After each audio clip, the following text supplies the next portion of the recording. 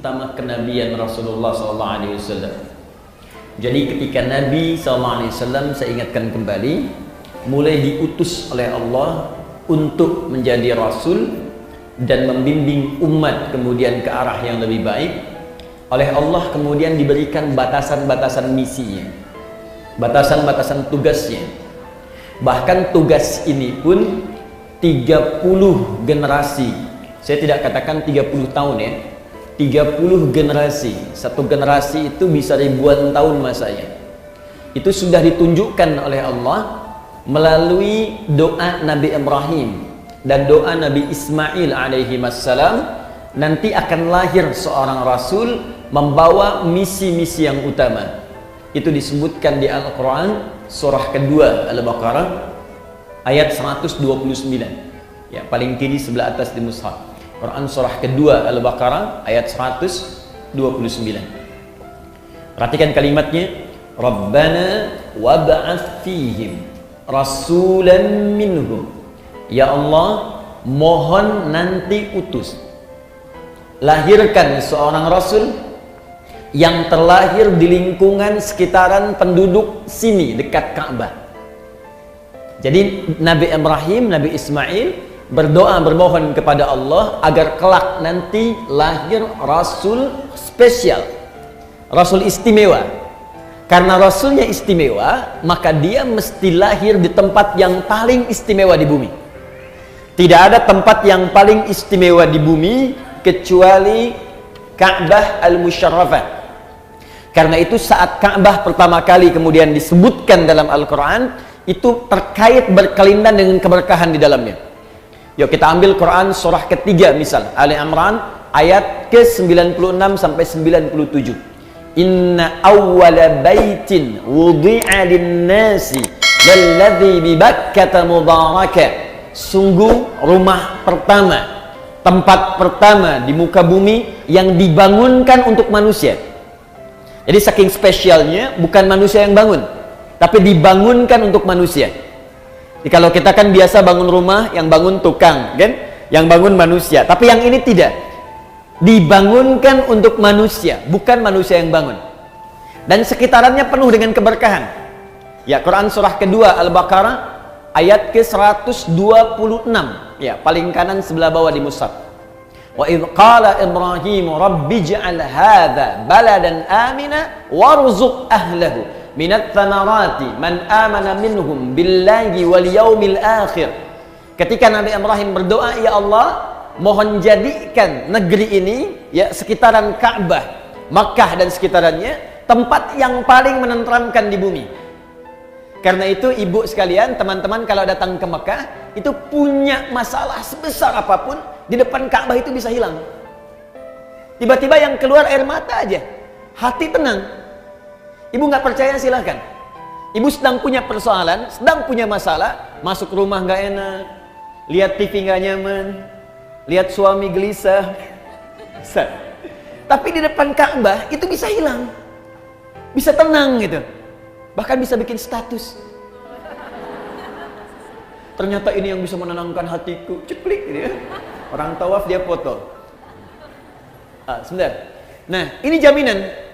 Jadi satu-satunya tempat di bumi, satu yang bisa mendatangkan ketenangan. Yang kedua, saking berkahnya, itu kan tempatnya tandus, Bu. Ya, para akhwat sekalian, tempat itu tandus. Tempat itu tandus, panas luar biasa, bebatuannya sifatnya padat. Jadi kalau teman-teman main ke Mekah, ya saya doakan insya Allah yang belum pernah haji atau umrah bisa berangkat lebih cepat ya. Ya. Dan tidak cukup dengan amin, nabung. Siapkan dari sekarang, nabung. Amin, amin, kalau nggak ada persiapan nggak akan terwujud sampai kiamat kurang 2 hari. Sehari lagi buat persiapan lah, taubat minimal. Baik, saya kembalikan. Itu tempat tandus, bahkan air juga sulit, bebatuannya sifatnya padat. Itu ada di Quran surah ke-14 ayat 37. Ya, sifatnya biwadin ghairi dhi zar'in 'inda baitikal muharram. Kata Nabi Ibrahim, ya Allah, saya tinggalkan anak keturunanku ini di satu tempat di lembah yang tandus. Lembah yang tandus, air pun sulit didapatkan, tumbuhan nggak tumbuh. Cuma memang berkahnya inda baitikal muharram, karena dekat dengan Ka'bah ini, maka dia dapat keberkahan. Walaupun tak bisa tumbuh tanaman, batuknya tandus luar biasa, pekat dan kuat luar biasa, tapi karena berkah, hampir semua buah-buahan itu ada di sana. Pisang ada, pohon pisang nggak ada bu, tapi pisangnya ada. Pohon apel nggak ada, apelnya ada. Pohon jeruk nggak ada, jeruknya ada. Itu cuma sekitaran Ka'bah Al-Musyarrafah. Karena yang dilahirkan Rasul istimewa, maka kata Nabi Ibrahim, Nabi Ismail, ya Allah, mohon lahirkan seorang Rasul yang istimewa. Saking istimewanya, tempatnya harus di tempat yang istimewa, di dekat Ka'bah Al-Musyarrafah. Tidak ada satu Rasul pun dari sejak Nabi Adam alaihissalam yang terlahir di dekat Ka'bah kecuali Nabi Muhammad sallallahu alaihi wasallam. Ya, Nabi Muhammad. Saya pernah tunjukkan kepada ibu dulu, masih ingat? Kalau ini Ka'bah, kurang lebih seperti ini. Misal di sini bagian sisi Hajar Aswadnya, kita tarik garis lurus ke sini. Ya, sekitar 250 meter dari Hajar Aswad. Tarik lurus, sini bertemu dengan Bukit Safa. Lantai paling bawah bertemu dengan Babus Salam. Dari Babus Salam naik sedikit ke atas, di sini ada eskalator pertama, eskalator kedua. Ini ada tangga, ya, tangga biasa. Naik ke atas lurus sampai di sini. Di sini ada rumah yang sekarang menjadi perpustakaan, Al-Maktabah Al-Qadimah, Maktabah Makkah Al-Mukarramah. Sini ada perpustakaan, sini tempat air, ngambil air zam-zam yang menggunakan jerigen. Jerigennya dijual di sebelah sini, ada yang 10 lear, ada yang 5 real. Ngambilnya ke sini. Nabi lahir di sini. Tempat ini disebut dengan Maulid Nabi sallallahu alaihi wasallam, tempat dilahirkannya Nabi Muhammad sallallahu alaihi wasallam. Nah, yang ingin saya katakan, ketika keduanya berdoa, Nabi Ismail, Nabi Ibrahim alaihi wassalam, ya Allah, nanti utus seorang rasul yang lahirnya dekat tempat mulia ini. Ini persis yang dimaksud Nabi Muhammad sallallahu alaihi wasallam. Nabi Muhammad itu kelahirannya didoakan 30 generasi sebelum lahirnya beliau. Itu ribuan tahun masanya. Nabi Ibrahim ke Nabi Muhammad itu sallallahu alaihi wasallam itu jaraknya 30 generasi, Bu. Ya, Muhammad bin Abdullah bin Abdul Muttalib bin Hashim bin Abdul Manaf bin Qusay bin Murrah bin Kilab bin Ka'ab bin Ghalib bin Fihir bin Malik bin Nadar bin Kinana bin Khuzaimah bin Mudrika bin Ilyas bin Nizar bin Mudar bin Ma'ad bin Adnan bin Addi bin Adri bin Muqawwam bin Nahur bin Tarikh bin Ya'rub bin Yasjub bin Nabit bin Ismail alaihissalam bin Ibrahim alaihissalam. 30. Ayo diulang. 30 generasi. Nah, apa yang terkait dengan pembahasan kita saat ini? Ketika kemudian berdoa, tidak sekedar berdoa Rasulnya lahir, tapi juga meminta kepada Allah, membawa misi yang utama. Apa misinya? Satu, kembali ke Quran surah kedua Al-Baqarah tadi, ayat 129. Perhatikan 4 misinya. Satu, yatslu alaihim ayatika. Ya Allah, mohon perkenankan Rasul ini nanti saat ia ditugaskan menjadi Rasul akan membimbing umatnya dengan ayat-ayatmu, membacakan, mengajarkan kepada umatnya ayat-ayatmu. Yatslu alaihim ayatika. Maka Allah kemudian kabulkan, diturunkanlah ayat-ayat. Mulai Quran surah ke-96 ayat yang pertama, Iqra bismi rabbikal ladzi khalaq, sampai terkumpul dari Al-Fatihah sampai An-Nas. Karena dibacakan, didengar bacaan-bacaan yang dibacakan disebut dengan qiraah. Ya, kalau dibacakan terus tanpa pernah bosan, berulang-ulang disebut dengan Quran namanya. Quran. Kalau beda dengan bacaan biasa mungkin ada yang terus dibacakan tapi bosan. Yang ini dijamin oleh Allah terus dibacakan, terus diulang. Bahkan setiap hari manusia bisa 17 kali mengulangnya dan tidak pernah ada yang bosan. Maka tambah alif lam di depannya menjadi Al-Quran. Al-Quran. Satu-satunya kitab di muka bumi, kitab suci, satu-satunya yang dibacakan 17 kali setiap hari oleh setiap muslim dan tidak pernah ada yang mengeluh bosan. Ibu, siapa yang baca Quran 15 kali sehari? Kebanyakan Ustaz. Baik. Yang 1 kali sehari baca Quran ada? Boleh angkat tangan? Masya Allah. 2 kali sehari? Masya Allah. 3 kali sehari? Tidak ada. Berarti ibu sholatnya cuma sekali 1 rakaat. Berarti sholat subuh tadi 1 rakaat ya? Kan kita baca Al-Fatihah 17 kali sehari. Al-Fatihah Al-Quran bukan? Al-Quran dibaca pasti 17 kali sehari karena jumlah rakaat sholat itu 17 rakaat. Jadi kalau ada yang baca Al-Fatihah cuma sekali sehari, itu artinya sholat subuhnya 1 rakaat. Nah, kembali ke sini. Bukankah semua isi Al-Quran disebut ayat? Ya kan? Al-Fatihah 7 ayat, Al-Baqarah 286 ayat, Ali Imran 200 ayat, An-Nisa 176 ayat. Perhatikan doa Nabi Ibrahim tadi. Yatslu alaihim ayatika, ayat.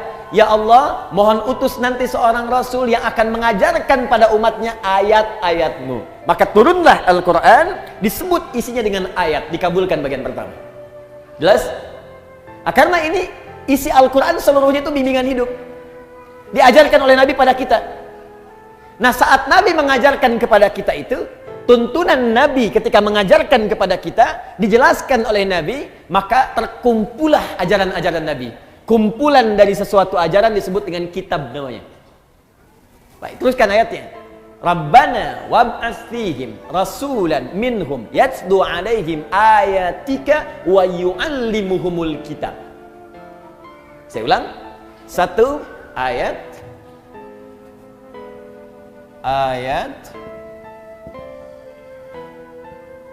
Lebih begini. Kedua, wa yu'allimuhumul kitab.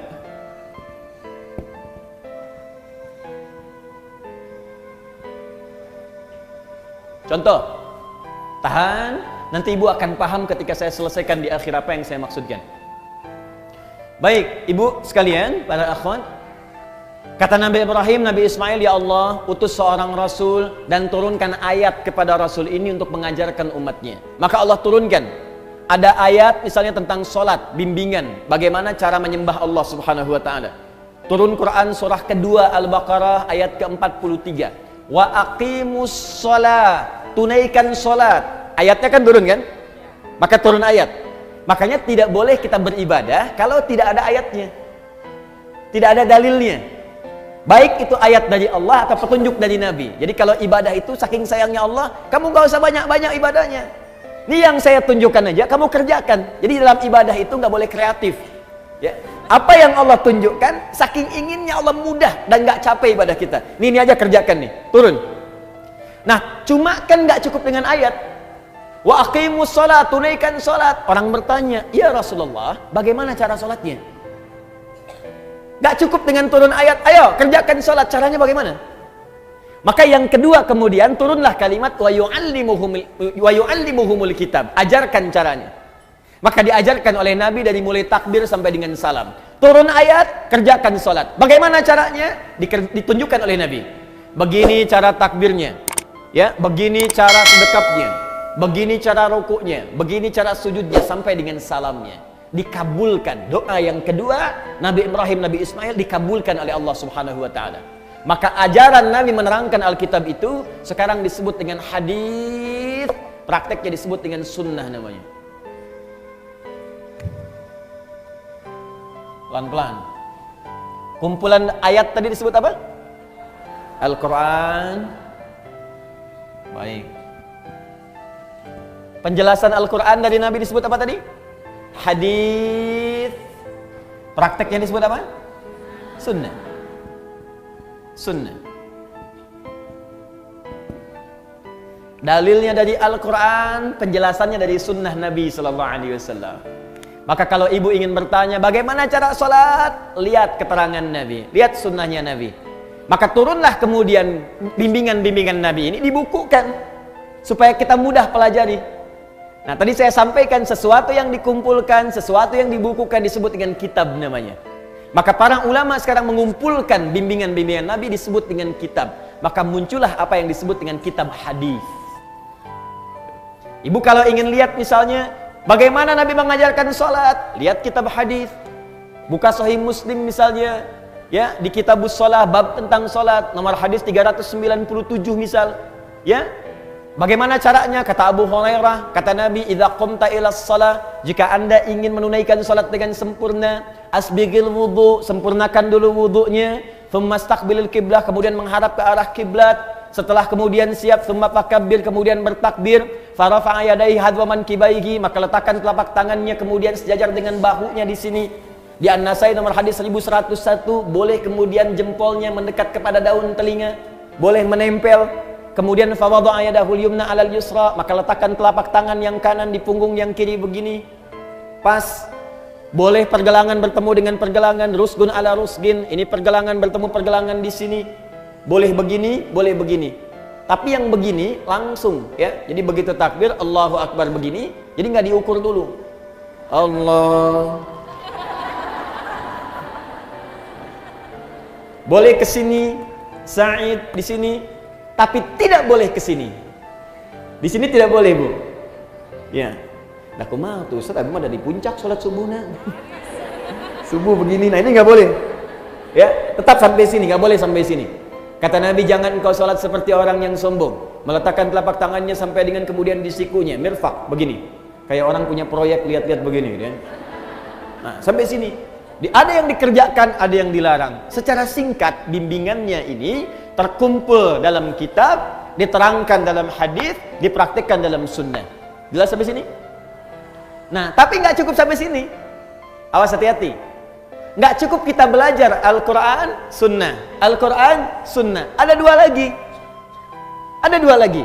Dan dua ini, apalagi nanti yang terakhir, yang keempat, itu adalah parameter, ukuran keberhasilan seorang muslim mempelajari Al-Quran dan Sunnah.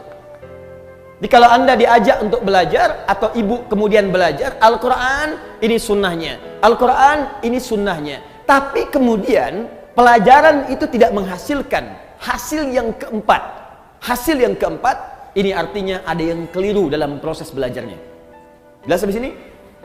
Baik. 3. Sebelum sampai ke yang ketiga, yang ini menjadi dalil, dua-duanya dalil. Sudah? Ini kumpulannya disebut dengan kitab, penjelasannya dari hadis, tuntunannya disebut apa namanya? Sunnah. Ilmunya disebut dengan fiqih namanya. Ilmunya disebut dengan fiqih. Seperti ini. Fiqh. Tahan pelan-pelan. Ini penting saya terangkan dulu fiqih. Nah, kenapa saya sebutkan fiqih? Karena nanti di fikih ini ada kaitan dengan yang ketiga. Ini tugas Nabi yang ketiga. Apa itu? Wal hikmah. Mengajarkan hikmah di balik setiap ketentuan yang tertuang dalam Al-Quran dan Sunnah tadi. Hikmah. Esensi dari setiap perintah yang Allah kemudian sampaikan dan Nabi jelaskan. Hikmahnya apa? Esensinya apa? Fungsinya apa? Contoh, ibu fokus misalnya tadi kembalikan ke sholat. Kita ingin menunaikan sholat.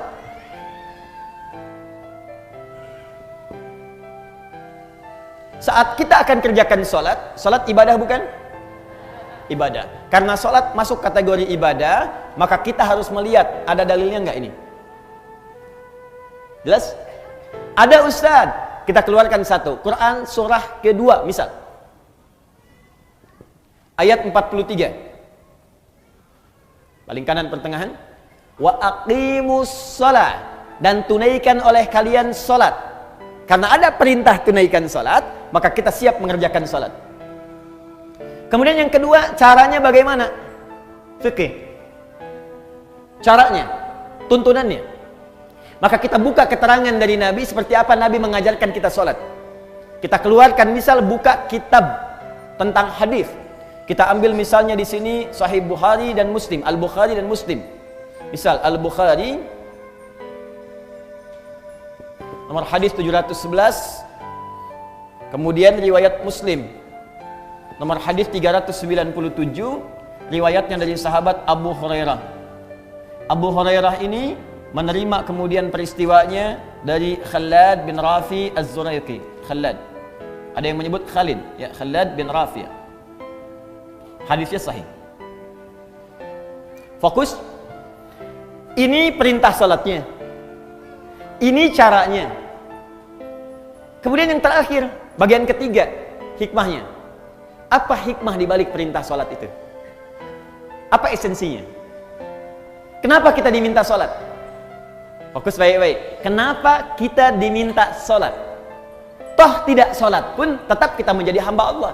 Tapi kenapa kemudian kita diminta menunaikan salat? Hikmahnya apa? Esensinya apa? Fungsinya apa? Nah, ibu sekalian, dalam hal hikmah ini selalu terkait dengan bagian yang keempat. Fokus baik-baik. Tidak pernah diperintahkan seorang hamba untuk menunaikan ibadah kecuali memiliki hikmah, esensi, makna terkait dengan aspek yang keempat. Al-akhlaq. Akhlaq.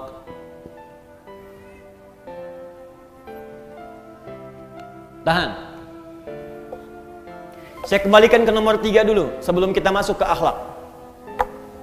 1. Buka Quran surah ke-20. Ayat yang ke-14. Ada? Quran surah Taha. Taha. Kan? Ma anzalna ilaikal Qur'ana litashqa. Ayat ke-14. 14. Innani anallah. Ada? Innani anallah la ilaha illa ana fa'budni. Ada? Wa aqimis salata li dzikri. Ada? Baik, sekarang perhatikan baik-baik. Ibu sekalian, yang Tuhan itu siapa? Allah. Pencipta kita siapa? Yang hamba siapa? Kita, manusia. Apa yang membedakan antara Tuhan Khalik yang menciptakan kita dengan kita hamba yang diciptakan? Mesti ada beda. Apa beda antara direktur dengan karyawan? Direktur memanage perusahaan, memberikan perintah, karyawan mengeksekusi. Apa beda tuan rumah dengan asisten rumah tangga? Tuan rumah mengatur, memberikan perintah, asisten rumah tangga mengeksekusi, gitu kan? Apa beda antara Allah Rabbun, Tuhan, Khalid, dengan manusia sebagai hamba? Maka bedanya mesti ada perbedaan di antara keduanya. Allah yang disembah, manusia yang harus menyembah. Allah yang diibadahi, manusia yang harus ibadah. Karena itu ketika Allah mengatakan saya Tuhan, lihat ayatnya. Innani anallah. Kata Allah, saya Allah. La ilaha illa ana. Tidak ada Tuhan selain saya. Yang Tuhan cuma saya, kata Allah. Yang lain bukan Tuhan. Yang Tuhan cuma saya, kata Allah. Yang lain bukan Tuhan. Nah, kalau engkau yakin saya Tuhan, kata Allah, maka buktikan keyakinanmu itu. Bagaimana cara membuktikannya? Fa'budni, sembah saya. Sembah, kalau memang yakin Allah Tuhan, ya buktikan. Cara membuktikannya, kita sujud kepadanya. Kita menyembahnya. Bagaimana cara menyembahmu ya Allah? Teruskan ayatnya. Wa aqimis sholat, tunaikan sholat. Jadi ketika kita diminta menunaikan sholat itu, salah satu hikmahnya untuk menegaskan dan menegaskan pembuktian kita bahwa kita memang hamba, bukan Tuhan. Makanya kalau ada orang, manusia, selama hidupnya nggak pernah sholat, maka ada yang salah dengan dirinya. Seakan-akan dia merasa sebagai Tuhan. Kalau ibu manusia, pasti ibu sholat. Kalau ibu makhluk, pasti sholat. Kalau ibu hamba, pasti sholat. Karena ciri seorang hamba dalam Al-Quran disebutkan, yang pertamanya, dia mau ibadah kepada Allah Subhanahu wa Ta'ala. Karena itu Allah murka pada